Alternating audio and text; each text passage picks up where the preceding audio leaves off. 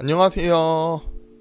11월 8일 수요예배 시간입니다. 계속해서 북이스라엘 왕들의 이야기 나답 시간으로 함께 하겠습니다. 열왕기상 15장 25절부터 32절까지 말씀입니다. 유사의 아사왕 둘째 해에 여로보암의 아들 나답이 이스라엘 왕이 되어 2년 동안 이스라엘을 다스리니라.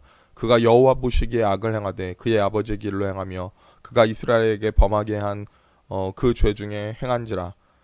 이에 이세갈 족속 아이아의 아들 바아사가 그를 모반하여 블레셋 사람에게 속한 기브돈에서 그를 죽였으니 이는 나답과 온 이스라엘이 기브돈을 애워싸고 있었음이더라. 유다의 아사왕 셋째 바아사가 나답을 죽이고 대신하여 왕이 되고 왕이 될 때 여로보암의 온 집을 쳐서 생명 있는 자를 한 사람도 남기지 아니하고 다 멸하였는데 여호와께서 그의 종 실로 사람 아이야를 통하여 하신 말씀과 같이 되었으니 이는 여로보암이 범죄하고 또 이스라엘에게 범하게 한 죄로 말미암음이며 또 그가 이스라엘의 하나님 여호와를 노엽게 한 일 때문이었더라. 나답의 남은 사적과 행한 모든 일은 이스라엘 왕 역대지략에 기록되지 아니하였느냐. 아사와 이스라엘의 바아사 왕 사이에 일생 동안 전쟁이 있으니라. 아멘. 자, 오늘은 여로보암의 아들 나답입니다. 나답은 결론적으로 바아사가 일으킨 정변에 의해 살해당합니다. 여로보암의 왕조는 이렇게 그 아들 때에 짧게 끝나고 맙니다. 여로보암이 우상 숭배했죠. 그리고 그 아들도 그와 같이 행했습니다. 그리고 정변의 희생양이 되어 살해당합니다. 우리가 여기서 알 수 있는 건 전체적으로 볼 때 이 왕국의 특성이 다른 거예요. 북왕국의 왕권은 남유다의 왕국의 왕권에 비해 상대적으로 허약했습니다. 남왕국에서는 몇 번의 왕 암살 사건이 있었지만 그래도 또 다른 다윗 자손이 왕이 되었습니다. 남왕국에서 모든 백성들은 다윗의 후손으로 왕을 이어지는 걸 당연시했습니다.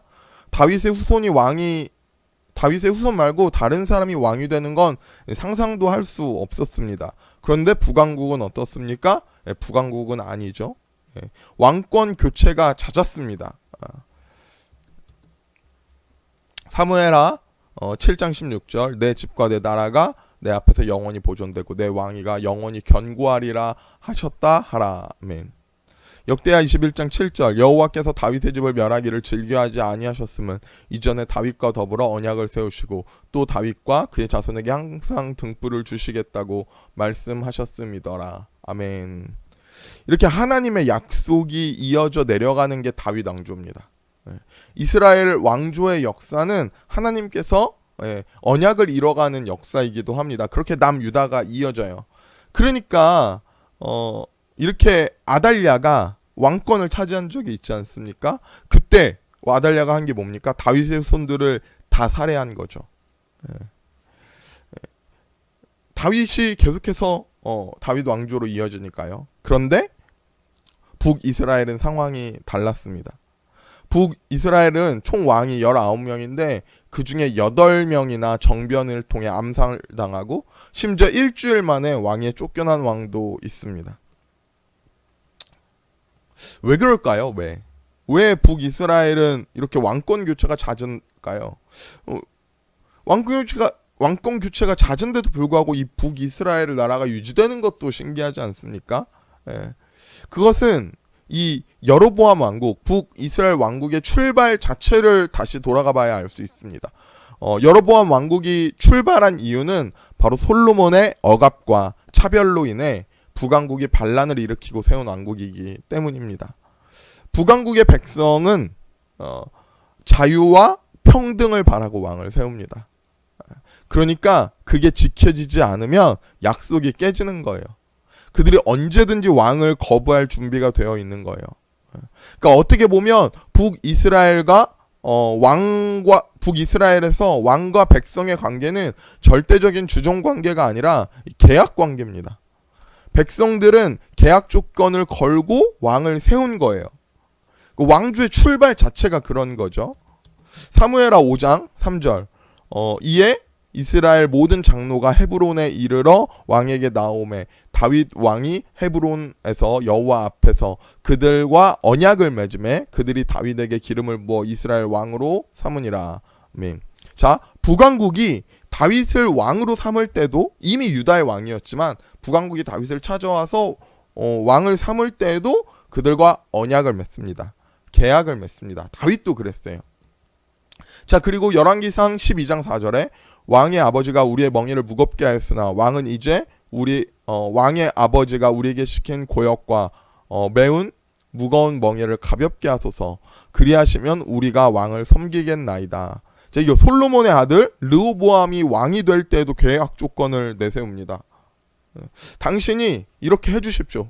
자유와 평등을 지켜주십시오. 그러면 우리가 왕으로 섬기겠습니다. 물론 르호보암이 거절하죠. 북이스라엘에게 중요한 건 뭐냐? 누가 왕이 되었느냐는 별로 중요하지 않습니다. 어떤 가문이 왕이 되었느냐? 이거 별로 중요한 게 아니에요. 어떤 사람이 왕이 되었는가가 중요한 거예요. 이게 더 중요합니다. 다시 말해서 왕조의 계승은 별로 중요하지 않아요. 북이스라엘에게. 자신들을 잘 대해주고 자신과의 언약을 지켜갈 그 왕이 중요한 거예요. 그렇지 않으면 그 왕조는 언제든지 몰락할 수 있다고 보는 겁니다. 자, 고대 근동 그 시대의 나라들의 왕국의 특징이 있습니다. 그 특징은 뭐냐면 바로 왕이 신이라는 사상이에요. 왕이 곧 신이다. 왕은 신으로부터 권력을 허락받았고 왕은 지상에 존재하는 신이다 라는 게 그 당시에 왕권을 생각하는 사상입니다. 우리 그냥 간단히 생각해 볼게요. 이집트의 바로, 성경에 등장하는 파라오 어떻습니까? 그는 신의 대리자, 신이다. 그는 죽은 후에 신이 된다. 이런 사상이 있었어요. 뿐만 아니라 로마 시대, 예수님 시대 가이사가 황제였잖아요. 그는 이 로마의 황제는 신으로 여겼습니다. 이 특별한 게 아니에요. 고대 근동의 나라들의 신관이 다 그랬습니다. 딱 바로 생각나는 게 저는 이거 300의 아하수에로 왕. 이게 이제 에스더에 등장하는 아하수에로 왕입니다. 이 300에 등장하는 왕이. 근데 뭐라고 말합니까? 나는 신이다. 나는 관대하다. 이렇게 나타나지 않습니까? 고대 근동의 아주 일반적인 신관입니다. 왕국의 특징입니다. 근데 하지만 이스라엘은 좀 달라요. 되게 특이한 거죠. 모든 나라들이 그랬지만 이스라엘은 왕은 신이 아니다. 왕은 하나님의 선택이다. 하나님이 허락하신 사람이 하나님이 세우신 사람이 왕이 되는 것이라고 생각했습니다. 왜냐? 진정한 왕은 하나님이시기 때문입니다. 그래서 이스라엘에는 다른 나라처럼 절대적인 권력자가 존재하지 않습니다. 다윗 기름 부어서 하나님이 선택하신 거죠. 뿐만 아니라 여로보암 하나님이 선지자를 통해 세우신 거죠. 선택해서 하나님이 선택하시는 거예요. 이스라엘의 왕은. 그러니까 권한이 누구에게 있습니까? 하나님께 있는 거죠. 왕보다 하나님이 우선인 거예요. 그러니까 선지자들이 왕에게 나와서 하나님의 뜻을 전하면서 왕을 책망하기도 하잖아요. 왕은 하나님께서 임명하신 지도자라는 것이 강하게 살아 있었습니다. 반대로 말하면 고대 근동의 그 왕권 사상은 이스라엘에게는 좀 약했던 거죠. 남유다는 그래도 다윗 왕가가 계속해서 왕이 되는 고대 근동의 모습을 좀 가지고 있어요. 제도적 왕국이라고 볼 수 있죠. 그런데 북이스라엘은 제도적 왕국이 아니라 카리스마적 왕국이라고 볼 수 있습니다. 어떤 사람, 카리스마 있는 사람, 능력 있는 사람이 왕이 되는 게 바로 북이스라엘의 특징이라고 할 수 있어요.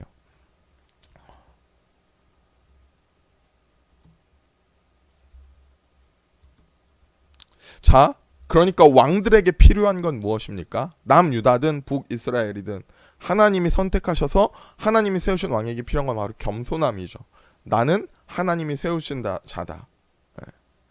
우리는 하나님의 선택하신 하나님의 자녀로 거룩하게 하나님의 뜻을 이뤄가며 살아야 하지만 여기서 착각하면 안 돼요. 특권 의식을 가지면 안 됩니다. 말 그대로 하나님이 선택하고 하나님이 세워주신 거죠. 우리의 일은 하나님이 맡기신 일을 위탁하며 감당하는 것을 우리는 압니다. 하나님이 맡기신 일이에요. 우리는 사명을 감당하는 자들이기에 하나님의 뜻대로 잘 감당해야 한다는 책임감이 필요하고 또 겸손함이 필요합니다. 이게 하나님의 세우신 왕에게 또 우리에게 필요한 자세입니다. 자, 오늘 나답입니다. 나답은 별로 할 말이 많지 않아요. 성경에 많이 등장하지 않습니다. 딱 2년 동안 왕으로 재직하고 군대가 전쟁하고 있을 때, 블레셋 군대와 전쟁하고 있을 때에 바알란을 일으킨 자에게 살해당하고 맙니다. 근데 바하사는 나답뿐만 아니라 여로보암 가문 전체를 몰살시켜 버립니다. 여로보암이 22년 통치하고 나답이 2년 통치했으니까 도합 24년 만에 여로보암 가문은 완전히 몰락하고 마는 거죠. 이것은 우상 숭배한 여로보암의 범죄 때문이었습니다. 아히야 선지자가 예언한 대로 이루어집니다. 그럼 나답은 어땠을까요? 나답은 역시 훌륭한 왕이 아니었습니다. 성경은 나답에 대해 이렇게 말합니다. 그가 여호와 보시기에 악을 행하되 그의 아버지의 길로 행하며 그가 이스라엘에게 범한 한 그 죄 중에 행한지라. 아멘.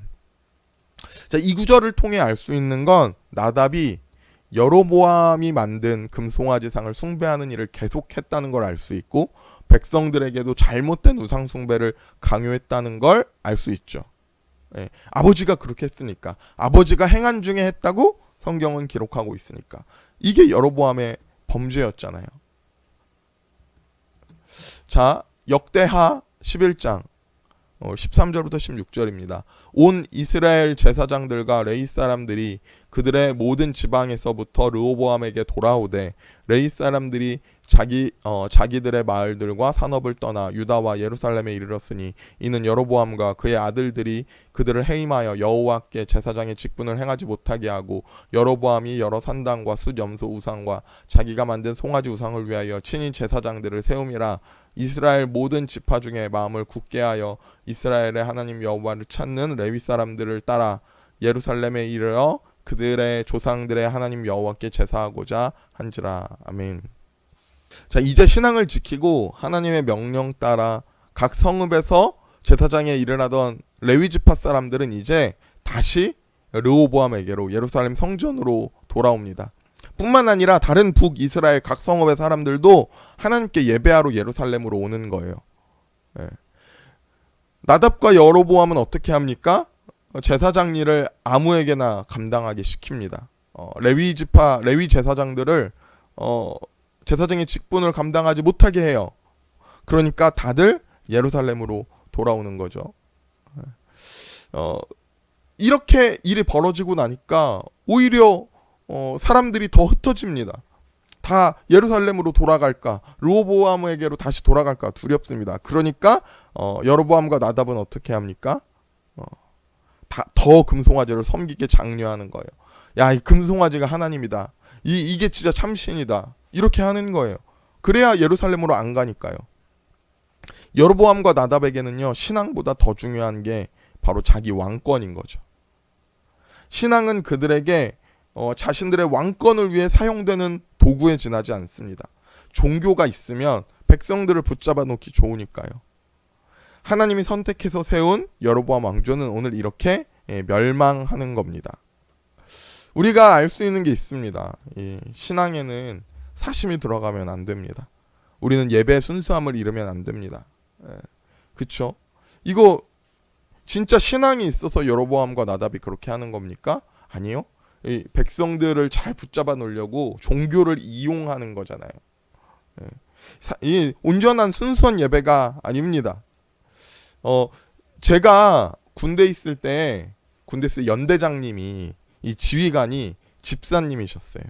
나름 군대 교회에서 열심히 하셨어요. 그럼 어떻게 하는지 아십니까? 그 아래 참모 과장님들, 이 소령입니다. 연대장님 대령이고, 그러면 아래 소령들이 모두 나와서 예배드립니다. 주일에 연대장님이 오니까 같이 와서 예배드려요. 근데 그 연대장님이 떠나시면 연대장님이 다른 곳으로 가시니까 회행한 거예요. 예, 두 마음이죠. 이 계산적인 신앙 아닙니까? 내가 이만큼 내면 이만큼 받고 우리는 온전하게 하나님 예배 드려야 됩니다. 우리 착각하면 안 됩니다. 왕권은 나에게 있지 않습니다. 내 미래, 내 진급, 나에게 달려있는 것 같지만 아닙니다. 하나님께 달렸습니다. 하나님이 선택하셨고 하나님이 이끄십니다. 여러분, 우리의 신앙과 우리의 예배가 하나님 보시기에 온전한 예배, 순전한 예배 되기를 소원합니다. 우리 모든 사심 내려놓고 하나님을 예배하는 예배에 있어서는 순전하게 예배하는 우리들 되기를 원합니다. 자, 오늘은 여기까지입니다. 우리 다음 시간에 제가 기도하고 마치겠습니다. 사랑의 하나님, 감사합니다. 지금 우리가 때로는 우리의 마음에 사심이 들어갑니다. 주의 일을 감당하고자 하지만, 신앙인으로 살고자 하지만 지금 내가 얻을 것 때문에, 내가 이룰 것 때문에 지금 사심을 품고 두 마음을 품는 우리입니다. 지금 우리가 하나님을 예배함에 있어서 순수함을 잃지 않게 하옵소서. 하나님을 온전히 예배하는 예배자들 되게 하여 주시옵소서. 말씀에 순종하게 하시고 지금 하나로 사랑으로 연합하게 하시며, 지금 다른 사람의 눈치가 아니라 내가 얻을 것으로 인해 배부를 수 있는 그 무엇 때문이 아니라 온전히 하나님을 사랑하고 하나님의 영광을 위해 예배하는 예배자들 되게 하여 주시옵소서. 감사하며 예수님의 이름으로 기도드렸습니다. 아멘. 자, 감사합니다. 오늘은 여기까지입니다. 다음 시간에 만나겠습니다.